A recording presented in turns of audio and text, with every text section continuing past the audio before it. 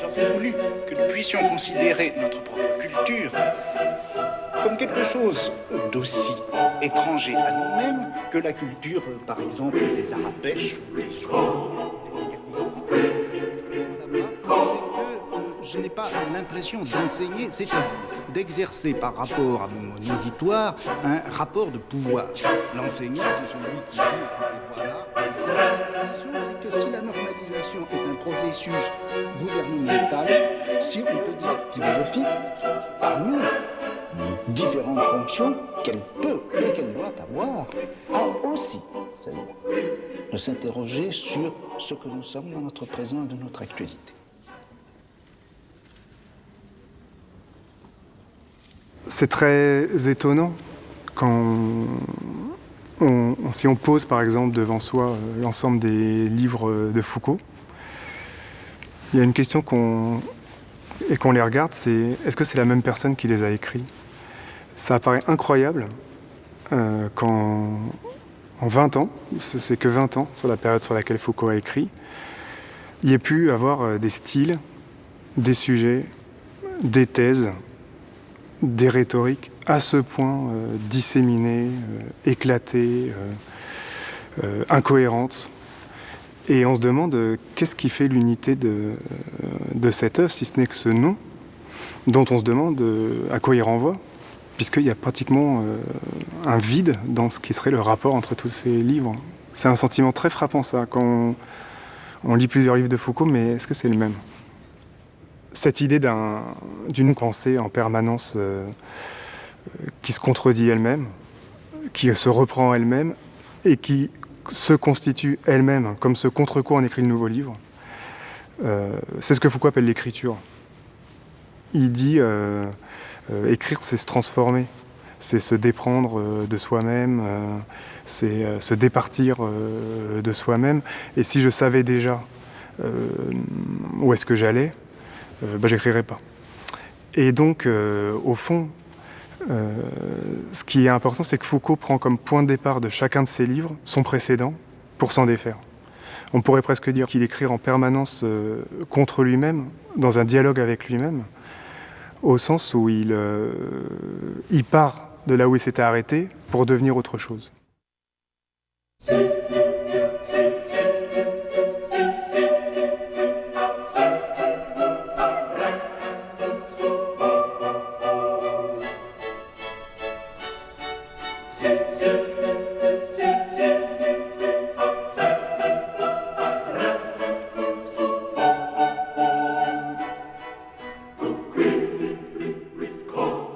Michel Foucault publie en 1961 une histoire de la folie à l'âge classique.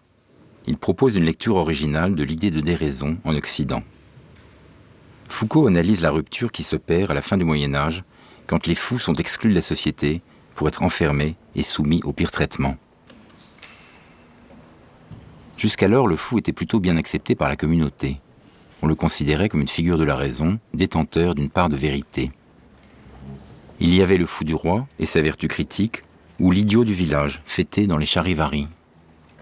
La folie hantait l'imaginaire occidental, de Bosch à Dürer, de Bruegel à Erasme. Au XVIIe siècle se produit un changement décisif. Sur ordre du roi, les fous sont emmenés de force avec les vagabonds, les criminels, les débauchés, les homosexuels, tous ceux qui dérangent l'ordre social. C'est ce que Foucault appelle le grand renfermement. L'âge classique disqualifie la folie. Les insensés sont mis au banc de la société et traités comme des bêtes sauvages. Je dirais que je fais l'histoire des problématisations, c'est-à-dire l'histoire de la manière dont les choses font problème. Comment et pourquoi, et sur quel mode particulier, la folie a-t-elle fait problème dans le monde moderne? Et pourquoi est-ce que c'est devenu un problème important? Au début du XIXe siècle, le regard sur la folie a de nouveau changé. Le fou est maintenant considéré comme un malade mental. On l'étudie, on cherche des traitements, On propose des soins.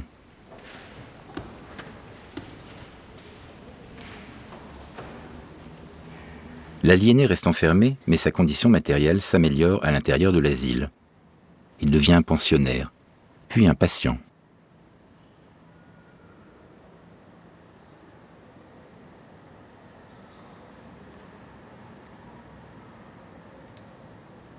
Foucault montre comment l'idée de la folie se médicalise. Elle accompagne la naissance du discours psychiatrique.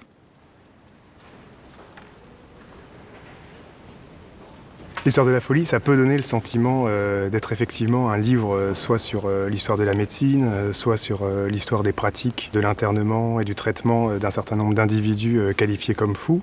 Mais au fond, on peut très bien également lire ce livre comme l'une des grandes réflexions sur le thème du pouvoir et du fonctionnement du pouvoir dans les sociétés contemporaines, avec cette idée que Foucault développe, qui est que le fonctionnement essentiel du pouvoir, c'est de produire des frontières, c'est de diviser la société entre deux espaces, qui va être l'espace interne, l'espace de ce qui est social, de ce qui est digne, qui va être l'espace en fait de la raison, et un extérieur, c'est-à-dire en fait de couper la société pas tellement en deux, mais en fait de définir ce qui est le monde normal, et un extérieur qui va être l'ensemble des individus assignés à cette position. Et le pouvoir, c'est un opérateur d'exclusion entre l'interne et l'externe.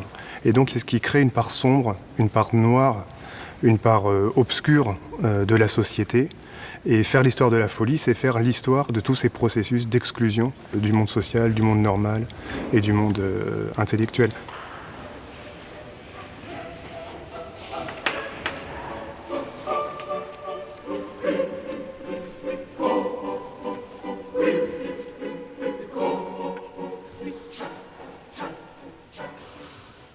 La tâche essentielle de la pensée chez Foucault, ça a toujours été de débusquer les mécanismes de pouvoir là où ils étaient dissimulés.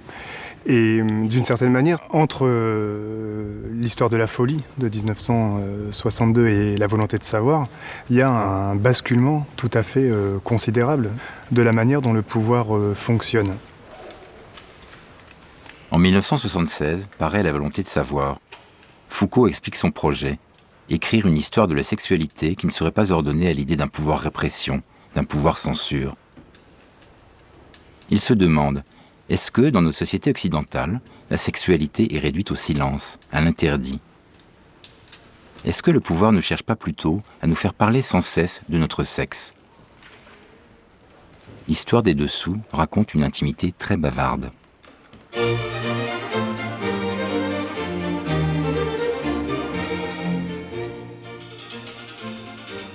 L'armature, qui sous-tend la robe, dissimule le corps, mais en réalité elle sert aussi à le mettre en valeur, elle le modèle, elle dessine une silhouette idéale de la féminité.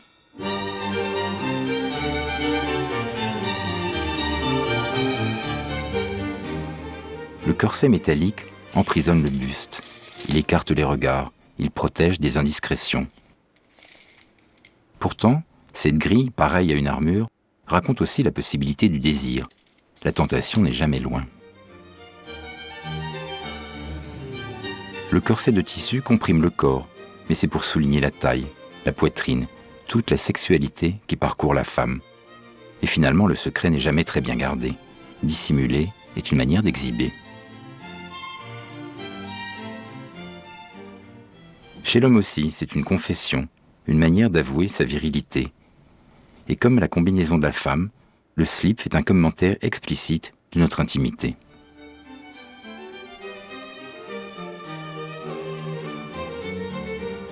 Foucault écrit « Nous sommes dans une société du sexe qui parle. Tout nous invite à l'exprimer, à le mettre en scène. Le vêtement lui-même en fournit un vaste récit. C'est une incitation, presque une obligation, à dire et redire que le sexe nous constitue. »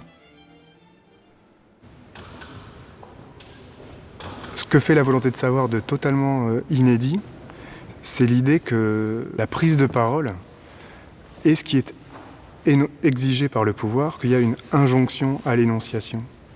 Alors que dans toute la théorie classique, la parole, c'est ce qui fait peur. Quand les gens parlent, quand les gens publient, quand les gens impriment, le pouvoir aurait très peur, d'où la censure, d'où des mécanismes d'interdiction d'un certain nombre de sujets. On a toujours thématisé la parole comme étant ce qui fait peur et faire taire comme étant ce que fait le souverain ou ce que fait le pouvoir. Dans La volonté de savoir, Foucault dit parler, c'est ce qu'on nous demande. C'est ça le pouvoir, c'est nous faire parler, nous demander de parler et de penser que c'est important de parler. Et ça, c'est une nouvelle conception des rapports entre pouvoir, discours et énonciation qui est tout à fait impressionnante.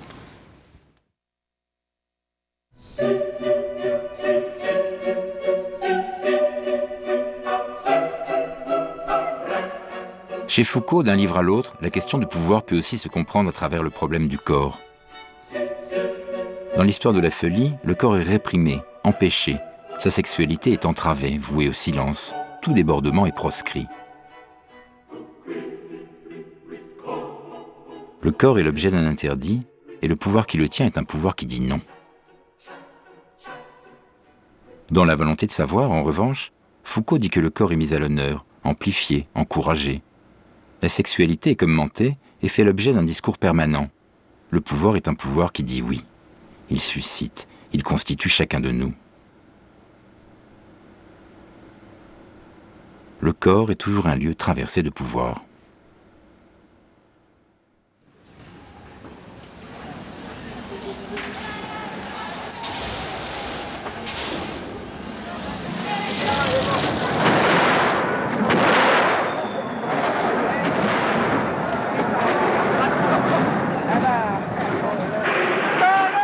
Ce que nous contestons, c'est fondamentalement que l'on nous mente systématiquement, que l'on nous mente aussi bien en cours de philosophie que sociologie.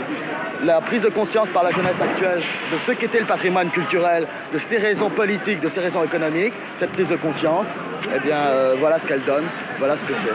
C'est une émeute.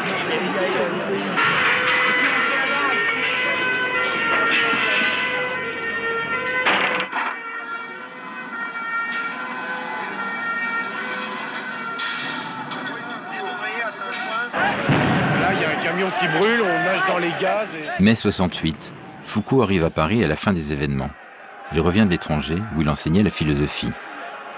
Très vite, il prend la mesure des nouveaux enjeux politiques. L'université de Vincennes. Pour les uns, c'est le bastion rouge, le rendez-vous des nostalgiques de mai 60. 6 mois plus tard, Foucault est nommé directeur du département de philo à la nouvelle faculté de Vincennes. Sur le campus, les militants de la gauche prolétarienne imposent la pensée Mao Tse-tung. Dans les couloirs, on vend des frites et des merguez, mais interdiction de filmer. Pour nous, à Vincennes, le principal, c'est que les étudiants se lient avec les masses populaires et particulièrement avec les masses ouvrières et les masses paysannes. Par conséquent, nous considérons que Foucault soutient les étudiants et les enseignants engagés dans des actions radicales. Lui-même est plusieurs fois arrêté par la police qui envahit la faculté. Il n'approuve pas toujours le dogmatisme des militants, mais il reste solidaire du mouvement. C'était un personnage que j'admirais c'était une époque où justement toute intervention dans la rue ou toute intervention concernant la liberté, l'utopie, la prison, le bonheur, l'intolérable, pour moi c'était très important et donc c'était une grande figure.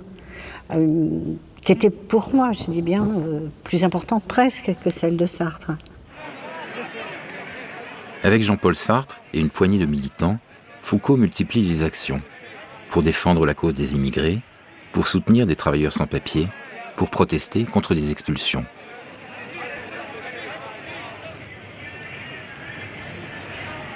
C'est un moment d'accompagnement de quelque chose qui est ressenti. On ressent quelque chose dans l'opinion publique et on y va, mais pas de surplomb. On ne mène pas et il n'a jamais voulu que sa parole soit de surplomb.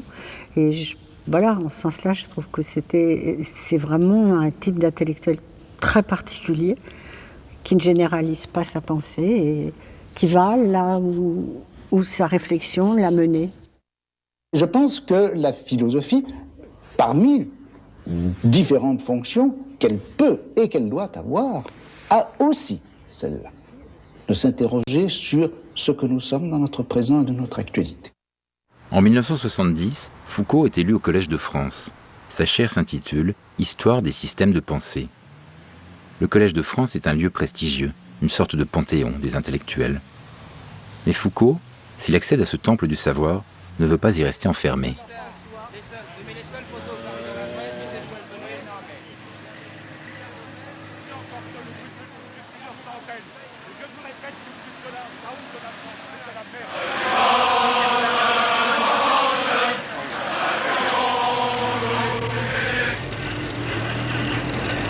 Toute l'extrême gauche se mobilise quand les travailleurs étrangers sont victimes de crimes racistes ou de bavures policières. Foucault accompagne le mouvement de protestation avec d'autres figures comme Sartre ou Jean Genet. L'idée la plus déroutante et la plus difficile à admettre, c'est qu'il n'y a aucune lutte plus importante qu'une autre. Qu'il ne faut jamais croire qu'il y aurait une temporalité politique qu'on pourrait hiérarchiser en disant il faut régler ce problème avant celui-là, ou en disant ça c'est seulement un individu, c'est pas s'occuper de la majorité. L'idée de Foucault, c'est que toutes les luttes sont aussi centrales, parce que chacun de nous est le centre de sa vie, parce que la vie sociale est dispersée, et qu'il n'y a pas de hiérarchie dans la politique, toutes les luttes se valent, et il faut mener le combat en permanence et être vigilant en permanence. Pour lui, tout cas mineur, tout moment discursif, toute stratégie, tout discours de l'un ou de l'autre, toute parole anonyme est déjà pour lui significative.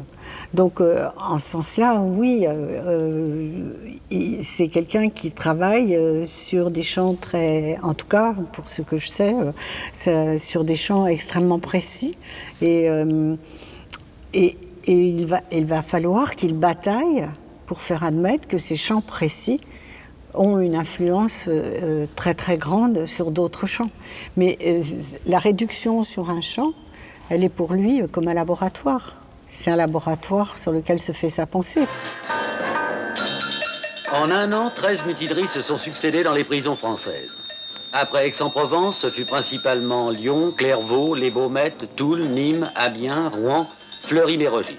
Au cours de l'année 1971, des grèves de la faim et des révoltes éclatent dans les prisons françaises. Foucault est lui-même engagé sur ce terrain. Il a fondé, avec d'autres intellectuels, le groupe d'information sur les prisons GIP.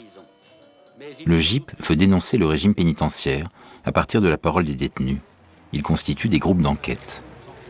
Dans plusieurs villes, des questionnaires sont distribués aux prisonniers et à leurs familles. Les témoignages recueillis révèlent les cellules surchargées, l'enfermement au quotidien, la violence, l'arbitraire du système carcéral. Foucault souhaite alerter l'opinion publique.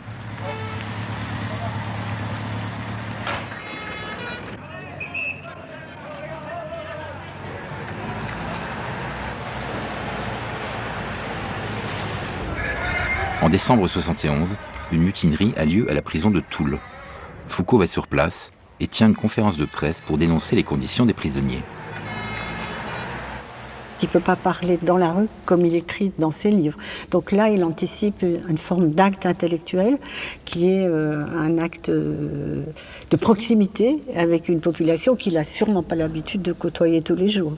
Donc être militant, c'est quand même ça aussi. C'est partir, j'allais dire, au charbon. Hein. Ça veut dire, et c'est désirer accompagner aussi la pensée des autres, parce que je pense qu'il y a une interaction et que c'est une interaction qu'il a toujours voulu. Déclenchée vers 8h du matin, la mutinerie a duré jusqu'au milieu de l'après-midi. En janvier 1972, c'est la prison de Nancy qui entre en rébellion. 50 prisonniers ont gagné les toits pour bombarder à coups de tuiles les forces de l'ordre chargées de mater la révolte.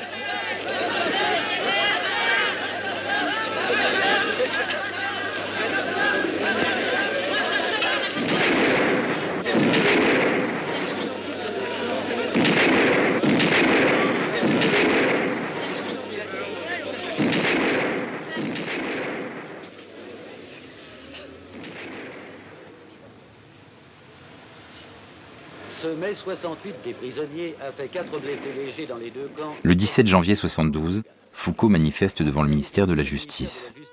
Il est venu avec les philosophes Gilles Deleuze et Jean-Paul Sartre et un groupe de militants du GIP.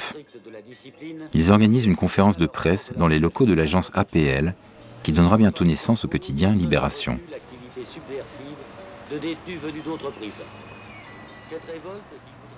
La question dont je parle, c'est qu'est-ce que nous sommes et qu'est-ce que nous sommes aujourd'hui. Et qu'est-ce que c'est que cet instant qui est le nôtre. Donc, si vous voulez, c'est une histoire qui part bien de cette actualité. Deuxième chose, c'est que, en essayant de poser des problèmes concrets, je pars forcément, et ce qui me paraît intéressant, c'est de choisir comme domaine des points qui sont particulièrement fragiles ou sensibles dans l'actualité. C'est-à-dire que je ne concevrai guère une histoire, si vous voulez, qui soit proprement spéculative et dont le champ ne soit pas déterminé par quelque chose qui se passe actuellement.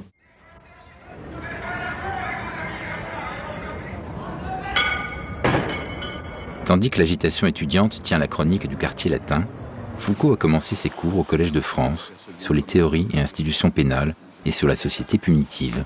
Le collège lui-même. Champollion, membre du collège. Il cherche. Le public vient nombreux. Foucault est un intellectuel très en vue, qui cohabite avec des sommités comme Jules Villemain ou Claude Lévi-Strauss. Dans son séminaire, Foucault mène une réflexion sur le contrôle et la soumission des corps dans les prisons, dans les écoles, dans les ateliers. Ce travail sur le micro-pouvoir servira de matériau à son livre « Surveiller et punir ». En même temps, parfois dans la même journée, Foucault quitte sa chaire pour aller manifester dans la rue. Oui, quelques brèves manifestations sporadiques de petits groupes d'extrême gauche ont eu lieu hier. Vente de la cause du peuple, défilés, banderoles, slogans et quelques attaques de petits commandos. Avec son compagnon Daniel Defer, Foucault est proche des maoïstes réunis autour du journal La Cause du Peuple, dont le directeur est maintenant Jean-Paul Sartre. À leur côté, Foucault participe à des actions militantes.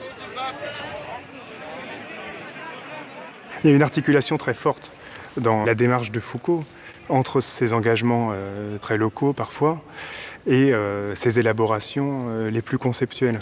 Penser, c'est essentiel pour une pratique de l'émancipation, et Foucault refusait l'anti-intellectualisme de la lutte pour la lutte. Il faut penser, et penser c'est important, mais qu'en même temps le risque de la pensée, c'est de s'enfermer sur elle-même, c'est de devenir un jeu pour elle-même, une esthétique vide, et de se complaire dans ses concepts, d'où l'importance de revenir régulièrement sur le terrain. Contre les saisies arbitraires. Avec les Mao, Foucault participe aux réunions des comités Vérité-Justice qui dénoncent les crimes quotidiens commis par le capitalisme. C'est le cas en novembre 1970 avec l'incendie du 5-7, un dancing où 150 jeunes gens périssent à cause du verrouillage des issues de secours. Ou un acte criminel, je pense que ce n'est pas possible. La seule hypothèse donc... Foucault prend la parole dans un meeting organisé par les Mao. Il dénonce l'exploitation des jeunes travailleurs jusque dans leurs loisirs. Il accuse. L'administration laisse construire, ouvrir et brûler le 5-7. Elle laisse faire partout et chaque fois que quelqu'un veut faire du profit.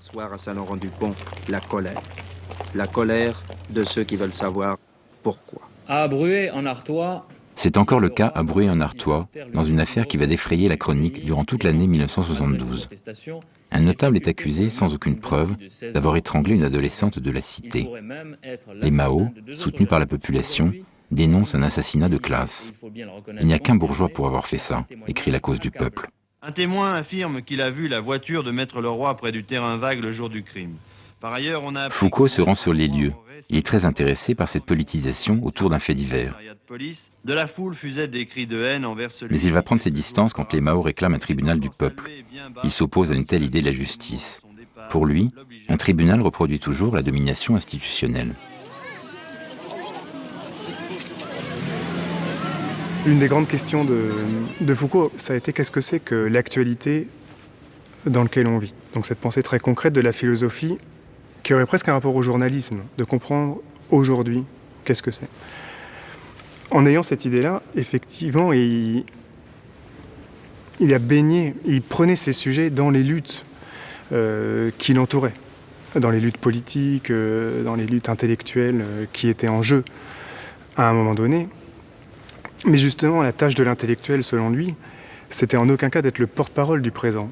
C'était pas du tout de se faire théoriquement la caisse de résonance d'une politique qui lui préexistait, mais c'était de constituer de nouveaux objets politiques. C'est son regard, je crois, qui sait immédiatement, simultanément, mélanger l'abstraction la plus grande à l'univers de l'être singulier qu'il rencontre ou qu'il approche ou qu'il entend. Et ça, je crois que c'est quelque chose qui le définit très particulièrement.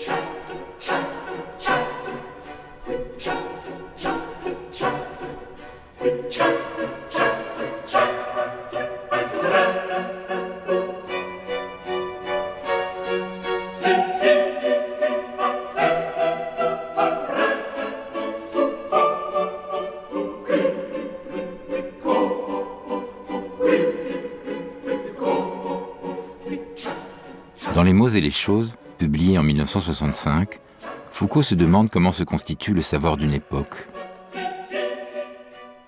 Il prend pour exemple ce qui touche à la nature.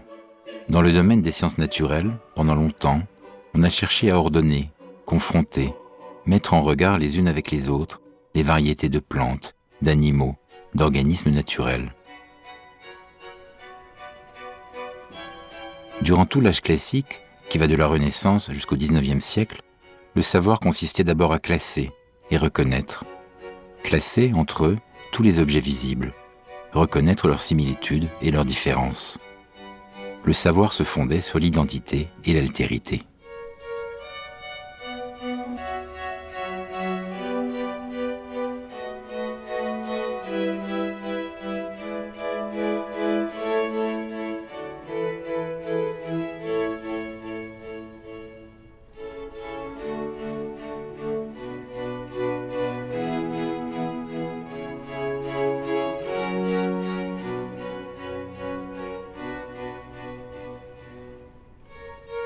Plus tard, au tournant du XIXe siècle, est venue l'idée d'une évolution des espèces, d'une mutation d'un même organisme à l'autre.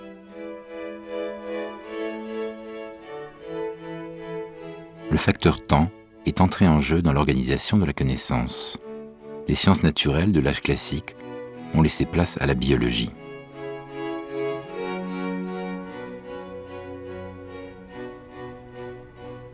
Pour Foucault, le savoir de chaque époque s'appuie sur un socle invisible. Il existe un ensemble de règles qui organisent les théories, les opinions, les pratiques. Ce sont des structures sous-jacentes à la pensée, qui la rendent possible. Les hommes eux-mêmes n'en ont pas conscience.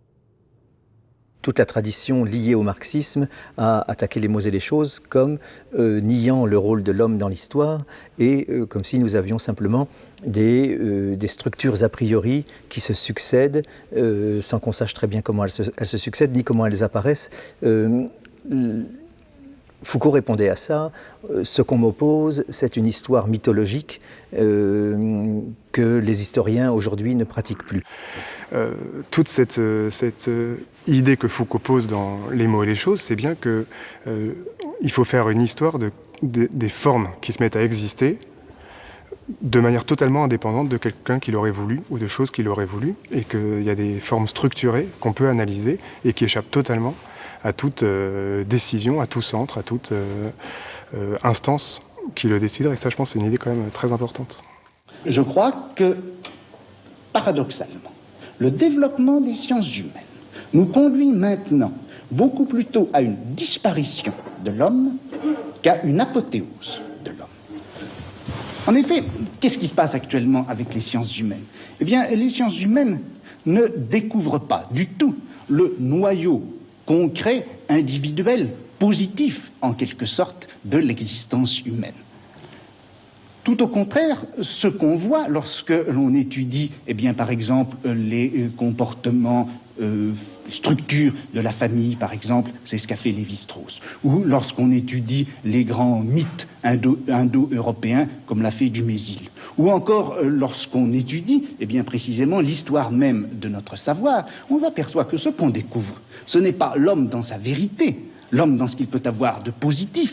Et ce qu'on découvre, c'est des sortes de grands systèmes de pensée, de grandes organisations formelles, qui sont en quelque sorte comme le sol sur lequel les individualités historiques apparaissent. C'est un livre qui a été violemment attaqué, qui a été considéré comme un livre d'un philosophe de droite, qui niait l'action humaine, Sartre dira la praxis transformatrice, qui précisément est ce qui permettrait d'expliquer les transformations historiques. On peut dire que son livre est une grande polémique intellectuelle et philosophique contre toute une tradition, la phénoménologie, l'existentialisme, l'humanisme. Donc on peut dire que c'est un livre qui est écrit contre Sartre, contre Merleau-Ponty et contre les grands noms qui dominaient la vie intellectuelle, culturelle et théorique de l'époque. Quelle idée de l'homme avez-vous ? Je crois que l'homme a été, sinon un mauvais rêve, sinon un cauchemar, du moins une figure très particulière, très déterminée, historiquement située à l'intérieur de notre culture. Vous voulez dire que c'est une invention ? C'est une invention que l'homme.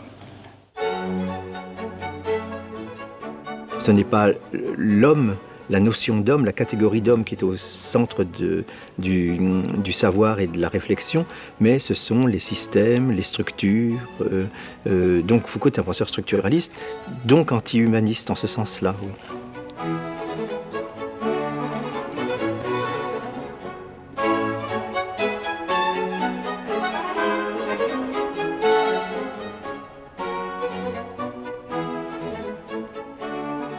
Dans Les mots et les choses, Foucault semble se désintéresser de l'homme et privilégier les structures.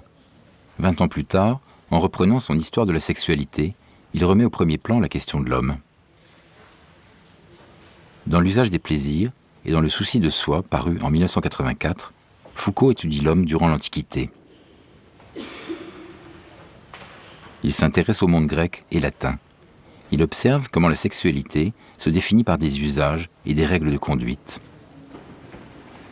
L'Antiquité ne prescrit pas une morale stricte qui fixerait le possible et l'interdit, mais la tolérance n'est pas si grande qu'on le dit parfois.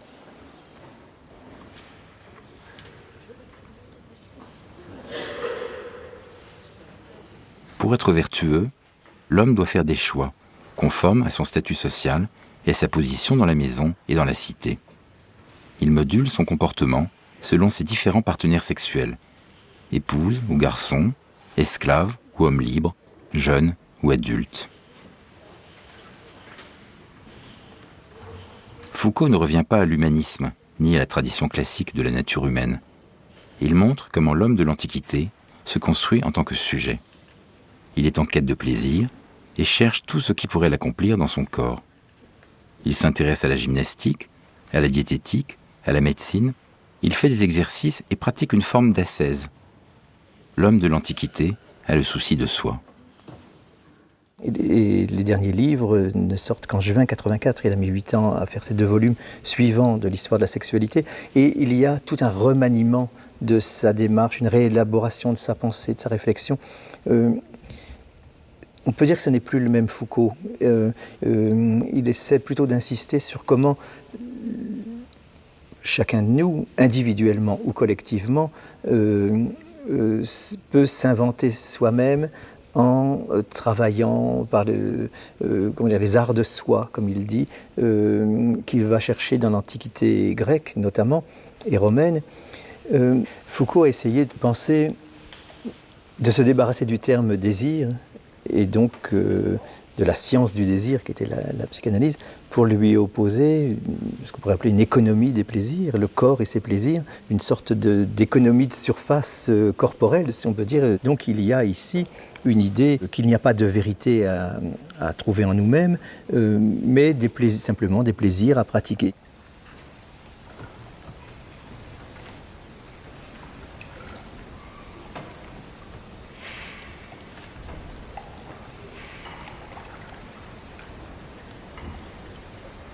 Ce qui intéresse Foucault dans son voyage vers la Grèce de l'Antiquité, c'est nous aujourd'hui. Il essaie de penser les pratiques de subjectivation pour nous aujourd'hui. Et on peut dire qu'il met au contact de ce qu'il voit, notamment aux États-Unis, les mouvements contre-culturels, les communautés gays qui l'intéressent tant quand il va enseigner à New York et à San Francisco. Il met ça au contact de ce qu'il trouve dans la Grèce antique, à savoir des pratiques de ce qu'il appelle des arts de soi, des techniques de soi, qui sont comment se gouverner soi-même, comment arriver à faire de sa vie, comme il le dit dans une interview tardive, une œuvre d'art. Et donc il y a peut-être ici une sorte d'accomplissement de sa pensée, où on sort de l'affrontement avec le pouvoir pour essayer de penser comment si le pouvoir est si puissant, est partout, etc., et comme il le dit, le pouvoir est partout, mais partout où il y a pouvoir, il y a se jouer dans les pratiques quotidiennes, dans l'invention de soi-même, dans le gouvernement de soi. L'immense détour par la Grèce est, je crois, une manière pour lui de défaire tout le dispositif psychanalytique et d'inventer une nouvelle idée du sujet, d'une subjectivité qui est profondément et de part en part non naturelle mais historique. Et puisqu'elle est historique, on peut la transformer par l'activité politique, pratique et le travail de soi sur soi, notamment, l'exemple qu'il donne dans les interviews, c'est toujours quasiment le même d'ailleurs, les communautés gays américaines qu'il rencontre à la fin des années 70 à New York et à San Francisco, et qui, je crois, sont quelque chose de très très important pour lui, parce qu'il voit qu'on peut inventer des choses nouvelles, différentes, dans des pratiques de soi qui ne sont pas liées à une vérité naturelle, transhistorique, etc., mais qui sont une création de soi-même, création de communauté, donc création d'individus et de groupes à partir de collectifs qui s'organisent eux-mêmes.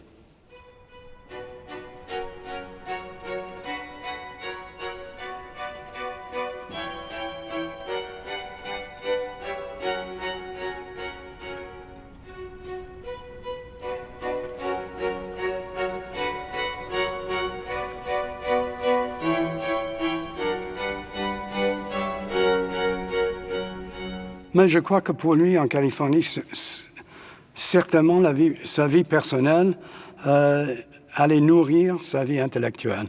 Parce que je crois que ce qu'il a découvert en Californie, et à certains moments, je le trouvais même un peu naïf, mais d'une manière merveilleuse, enfin, de sorte d'ouverture très, très généreuse à ce qui se passait là-bas. Ce qui, pour lui, était très, très différent du genre de mode de vie qu'il connaissait ici, apparemment. Mais ce qui était intéressant, c'est qu'il trouvait, quand il dit souvent, enfin une expression que j'utilise souvent dans mes propres écrits, qu'il faudrait inventer de nouveaux modes relationnels. Alors pour lui, en partie, c'était la Californie qui lui révélait ça.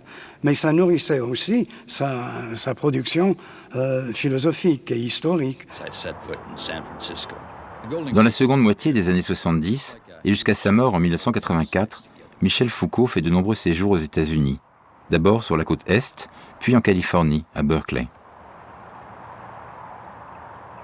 À quelques encablures de San Francisco, juché sur une colline, voici Berkeley et son université, le plus célèbre campus de Californie avec ses 27 000 étudiants. Berkeley est une université brillante. Foucault est l'invité du professeur Léo Bersani, qui dirige le département de littérature française et fait venir des intellectuels prestigieux. Il est aussitôt séduit par le campus américain, l'importance des bibliothèques et la relation très conviviale avec les étudiants. La première conférence publique qu'il a faite à Berkeley, il n'y avait que 50 personnes dans le public. Donc ça montrait... Et pour la deuxième, j'avais l'impression qu'il y en avait 2000. Donc en 5 ans, ça avait pris. Cela se passe à San Francisco, tête chercheuse de la société californienne, ville pilote de la révolution culturelle américaine. Pour nous, Européens, c'est à la limite de la provocation.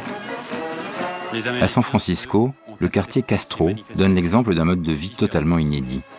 La tolérance envers les communautés sexuelles en fait un lieu réputé pour toutes sortes d'expérimentations. Foucault participe avec enthousiasme à cette nouvelle forme d'existence.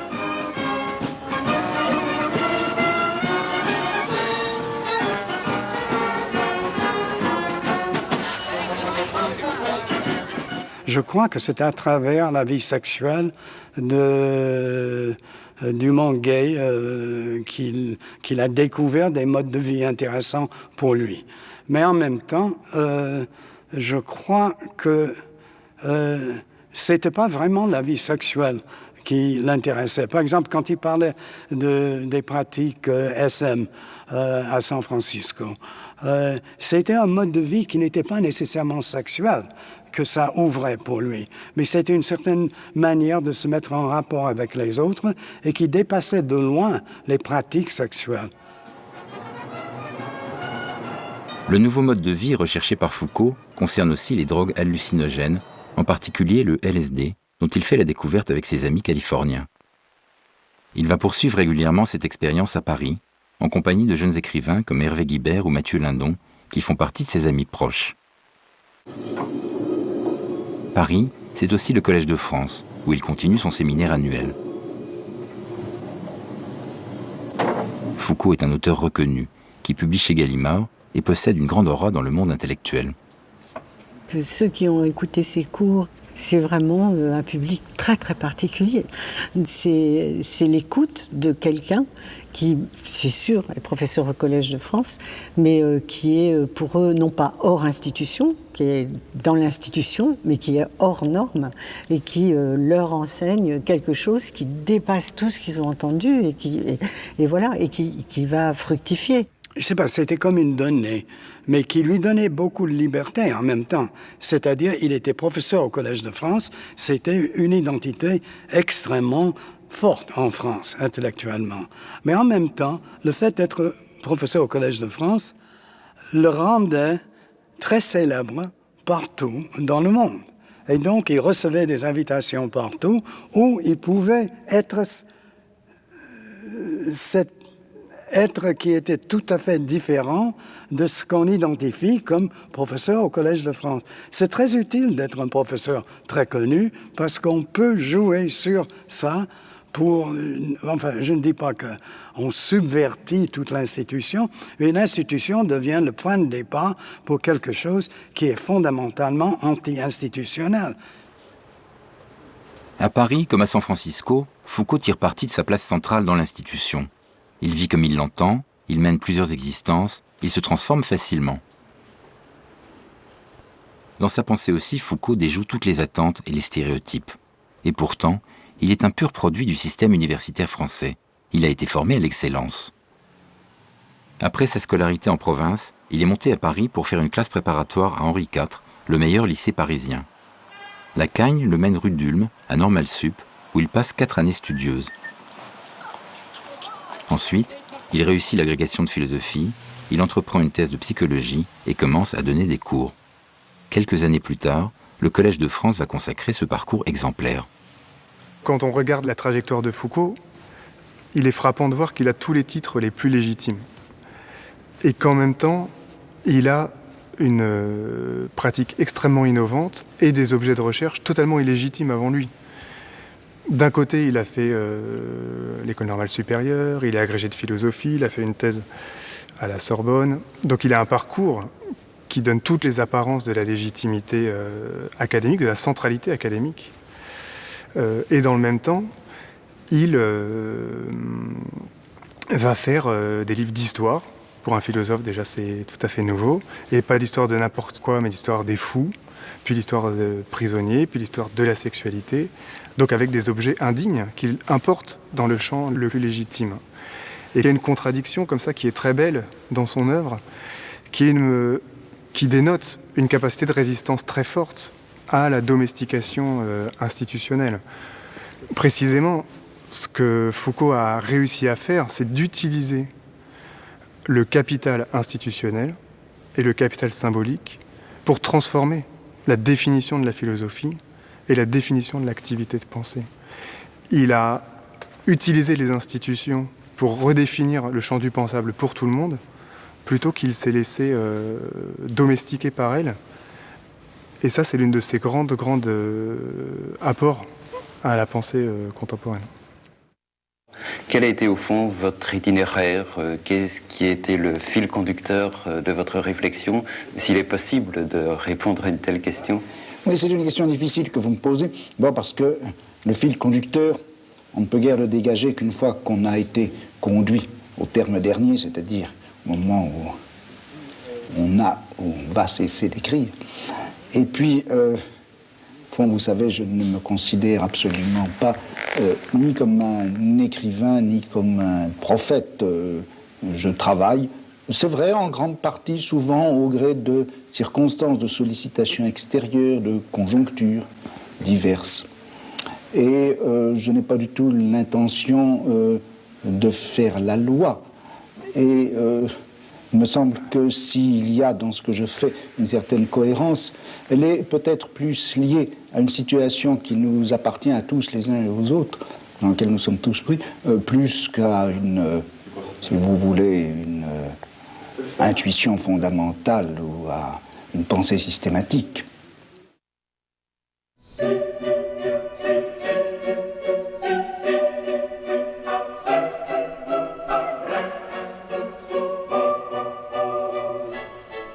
Les écrits de Foucault portent sur les sujets les plus divers, sur la folie, sur les fondements du savoir, sur la pénalité, le biopouvoir. Ils concernent la philosophie, l'histoire, le droit, la littérature. Une telle diversité aboutit à une mise en scène inachevée, avec des fragments, des perspectives contraires, des reprises et des reniements. C'est une mise en scène qui n'est pas la mise en scène de son bon vouloir ou de sa fantaisie personnelle. Il est, de ce point de vue, peut-être, je ne sais pas ce qu'il aurait dit de ça, parce que ce n'est pas une référence habituelle chez lui, mais il me semble qu'il est en cela l'héritier du Baudelaire de ce que Baudelaire dit sur l'imagination, à savoir créer des relations entre des choses qui apparemment n'en ont pas, créer des correspondances, des analogies.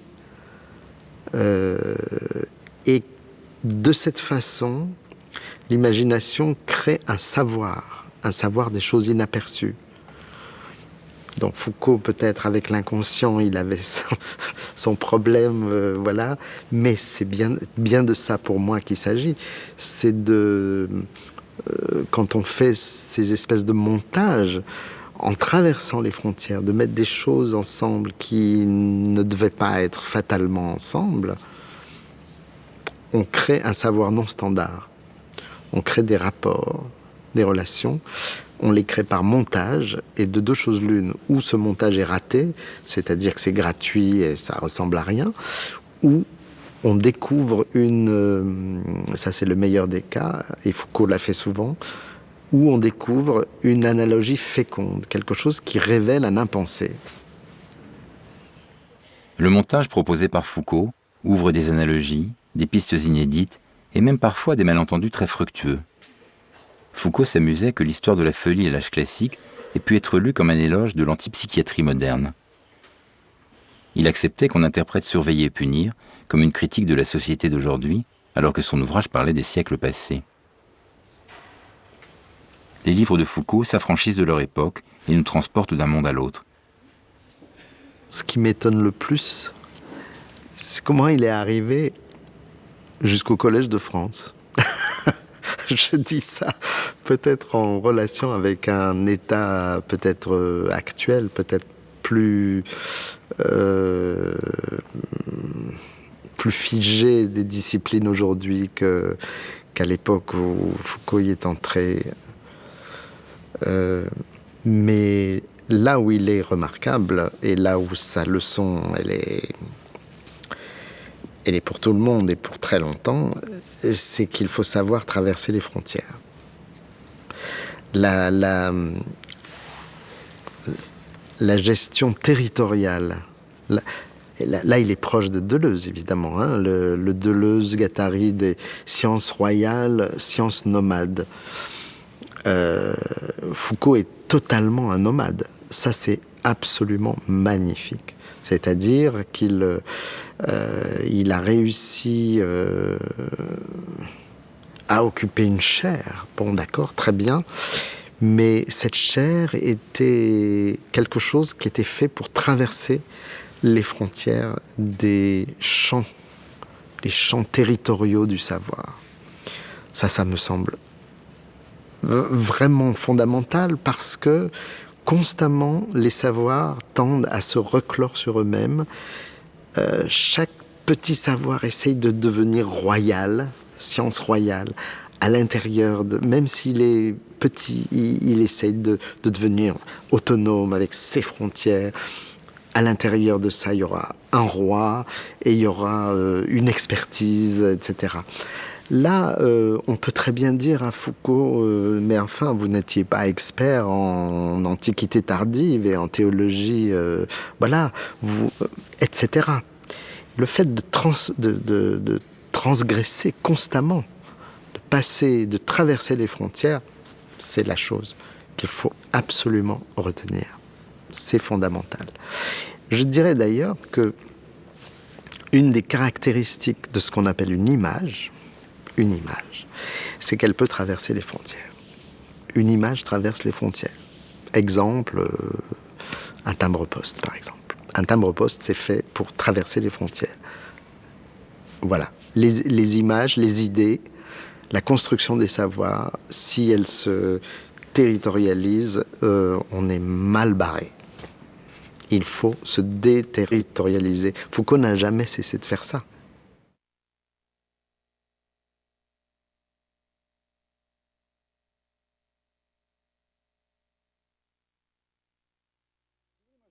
À partir d'un certain moment qu'on peut situer entre la fin du XVIe siècle et le début du XIXe, il s'est passé un phénomène important tout de même, c'est que l'homme a cessé d'être immédiatement dominé par les grandes menaces de la mort, c'est-à-dire par les menaces des épidémies, des famines. Et moi, ce que je voudrais savoir, c'est comment, justement, on arrive au savoir.